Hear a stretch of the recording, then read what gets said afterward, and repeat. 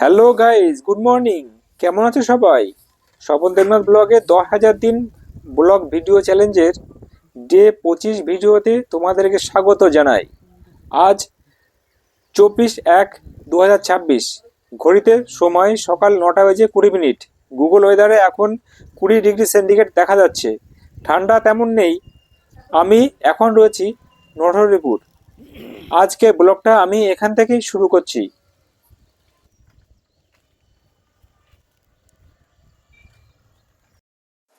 আজকে কম্পিউটারের ওয়াইফাইটা কাজ করছে না। ওয়াইফাই কিটটা কম্পিউটারে লাগানো রয়েছে, কিন্তু কম্পিউটারের ডিসপ্লেতে কোনো মেসেজ আসছে না। কানেক্ট হচ্ছে না, নেট চলছে না। মনে হচ্ছে নতুন ওয়াইফাই কিট কিনতে হবে। আকাশ একটা নতুন ওয়াইফাই কিট অর্ডার দিল অ্যামাজনে। দাম নিল 165 টাকা। দেখাচ্ছে আগামীকাল আসবে। গাইজ ইউটিউব স্টুডিও খুলে দেখি আমার এই 24 নম্বর ভিডিওতে কপিরাইট ক্লেম এসেছে। এই দেখো কপিরাইট লেখা দেখাচ্ছে, দেখতে পাচ্ছ? হ্যাঁ, কপিরাইট এসেছে। এর কারণ আমি বুঝতে পেরেছি। আমি ইনশর্ট থেকে ভিডিও এডিট করি। এবার ওইখান থেকে মিউজিক নিয়েছিলাম। এবার ওই মিউজিকে আমার কপিরাইট এসেছে। এইটাকে আমি দেখা যাক কীভাবে কপিরাইট হটানো যায়। তো এই দেখো, এই রিভিউ ইস্যুতে ক্লিক করলাম। তারপরে দেখো এইখানে দেখাচ্ছে এইটুকু সাদা দেখাচ্ছে, তার মানে এইটুকু জায়গাতে কপিরাইট রয়েছে। আমাকে কী করতে হবে, এই কপিরাইট যেটুকু রয়েছে এই অংশটুকু আমার ওই কপিরাইট মিউজিক রয়েছে, এই মিউজিকটাকে আমার ডিলিট করতে হবে বা ইরেজ করতে হবে। ইরেজ করে আমি অন্য মিউজিক এর মধ্যে দেবো। এর জন্য আমি কি করব, এবার ইরেজ সং অপশানে ক্লিক করব। এবার আমার এই অংশটুকু কপিরাইট রয়েছে, ইউটিউব এই অংশটুকু কপিরাইট মুক্ত করে দেবে। মানে এই অংশটুকু যে মিউজিক রয়েছে সেই মিউজিকটা ডিলিট করে দেবে। আর এবার ওই অংশটুকু ফাঁকা থেকে যাবে, আর বাকি জায়গাগুলো সব সাউন্ড থাকবে। কিন্তু এটা আমি চাচ্ছিলাম যে ইউটিউব যে লাইব্রেরি আছে, অডিও লাইব্রেরির অডিও এখানে আমি যুক্ত করব, কিন্তু এখানে কোনো অপশান নেই অডিও লাইব্রেরি থেকে অডিও নিয়ে যুক্ত করার। সেই জন্য আমাকে এখানে এখন কি করতে হবে, এখানে শুধু ইরেজটাই করতে পারবো। ইরেজটা করে নিয়ে ভিডিওটা সেভ হয়ে যাবে কপিরাইট মুক্ত হয়ে। আমি পরে ডেস্কটপ মোডে গিয়ে সেইখান থেকে অডিও লাইব্রেরিতে গিয়ে অডিও নিয়ে এখানে অডিও দিয়ে দেবো। তারপরে আমার কাজটা পুরোপুরি কমপ্লিট হয়ে যাবে। তো এখন আমি ইরেজ সং সিলেক্ট আছে, আর এই মুট অল সাউন্ডে যদি ক্লিক করি তাহলে পুরো ভিডিওটা যত এই যে 0 থেকে পুরো 4 মিনিট 17 সেকেন্ড ভিডিও আছে, এই পুরো ভিডিওটাই হচ্ছে হয়ে যাবে এবং অডিও মুট হয়ে যাবে। অডিও কোনো সাউন্ডই শোনা যাবে না। সেই জন্য আমার শুধু ইরেজ সংটাই সিলেক্ট রাখতে হবে। তাহলে কী হবে, এই যেটুকু জায়গা আমার কপিরাইট আছে ওইটুকুই মুট থাকবে অডিও, বা ওইটুকুই অডিও ইরেজ হয়ে যাবে। তো এই ইরেজ সঙ্গে আমার সিলেক্ট থাক, ওই সিলেক্ট থাকা অবস্থায় আমি সেভ বটনে ক্লিক করব। আচ্ছা, এবার কনফার্ম চেঞ্জ, এটা কনফার্ম কিনা আমি কনফার্ম, এই জন্য কনফার্ম চেঞ্জে ক্লিক করব। কনফার্ম করে দিয়েছি। প্লাস ইউটিউব এবার প্রসেসিং করছে। এই যে লিখে দিয়েছে এখানে ভিডিও এডিটিং ইন প্রসেস, যেমন এখন প্রসেস চলছে। এই দেখো 24 ভিডিওতে এখন আর কপিরাইট নেই, রেস্ট্রিকশানের জায়গায় নন লিখে দিয়েছে, মানে এখন আর কপিরাইট নেই। এখানে ক্লিক করি, এই দেখো কপিরাইট দেখাচ্ছে না, তেমন আর কোনো সমস্যা নেই। আমাদের মিনি দুপুরে মিষ্টি রোদ্দুরে নিশ্চিন্ত মনে ঘুমোচ্ছে।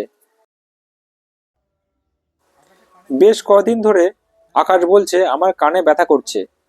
মাঝে একদিন আমি ওর কানটা চেক করে দেখি, একটা বড় ধরনের খোল ওর কানের ভেতরে রয়েছে। বের করার চেষ্টা করেছিলাম, কিন্তু নিরাশ হতে হয়েছিল। আজ খোলটা বের করবই।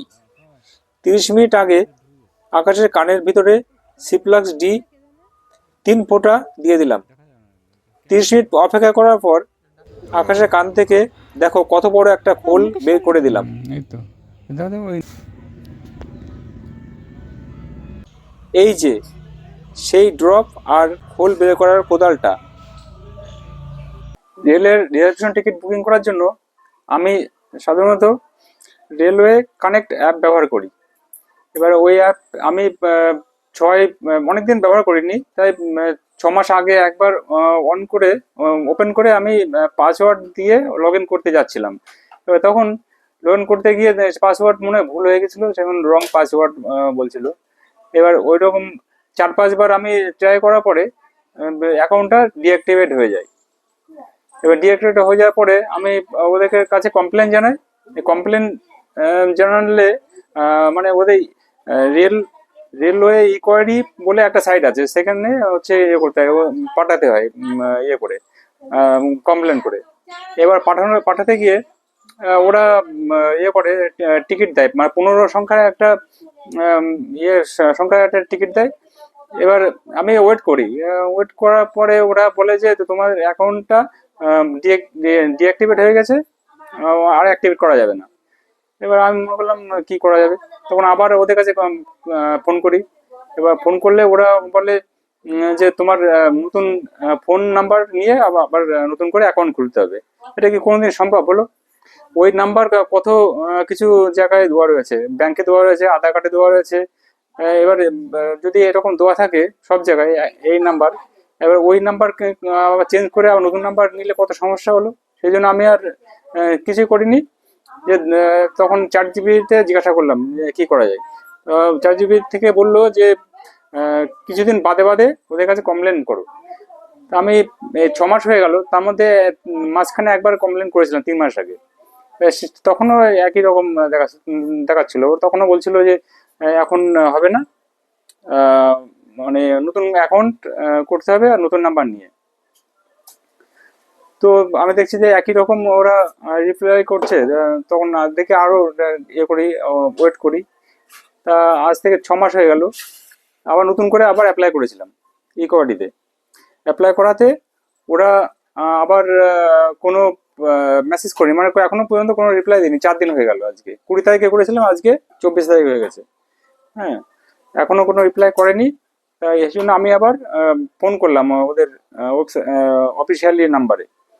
এবার ওরা বলছে যে আর কদিন ওয়েট করে দেখো কি হয়, ওই ওখানে মেলে আবার রিপ্লাই দেবে। মেল থেকে ওরা কি হয় না হয় ওরা জানিয়ে দেবে। তো আমি ওয়েট করে আছি, দেখা যাক কি হয়। আমি ওদের ফোনে ফোন করেছিলাম যাকে, তাকে বললাম যে আমি কতদিন ওয়েট করব, 4 দিন তো অলরেডি ওয়েট করেই নিয়েছি। হ্যাঁ, বলছে ওয়েট করো, দেখো হয়ে যাবে। আমি বলছি কতদিন করবো, লিমিট তো আছে। তা ওরা কিছুই বলছে না, বলছে ওয়েট করতে থাকো। আমি ওদের বলে দিলাম যে 2 দিন ওয়েট করবো, 2 দিন পরে আমি আবার ফোন করব আপনার কাছে। হ্যাঁ, তা ও বললো ঠিক আছে, আবার 2 দিন পরে কি হয় না হয় জানিয়ে আবার ফোন করো। আমি বললাম ঠিক আছে। ওই বলে এখন এই পর্যন্ত আছি, এখন দেখা যাক কি হয়। 2 দিন পরে 2 দিন পরে তোমাদের জানাবো কি হয় না হয়। আজকের এই ডে 25 ভিডিওটা এখানে সমাপ্ত করছি। যদি ভিডিওটা ভালো লেগে থাকে তাহলে বন্ধুদেরকে শেয়ার করবে, লাইক কমেন্ট সাবস্ক্রিপশন করে পাশে থাকবে। আগামীকাল দেখা হবে ডে 26-এর ভিডিওতে। ততক্ষণ তোমরা ভালো থাকবে। Good bye.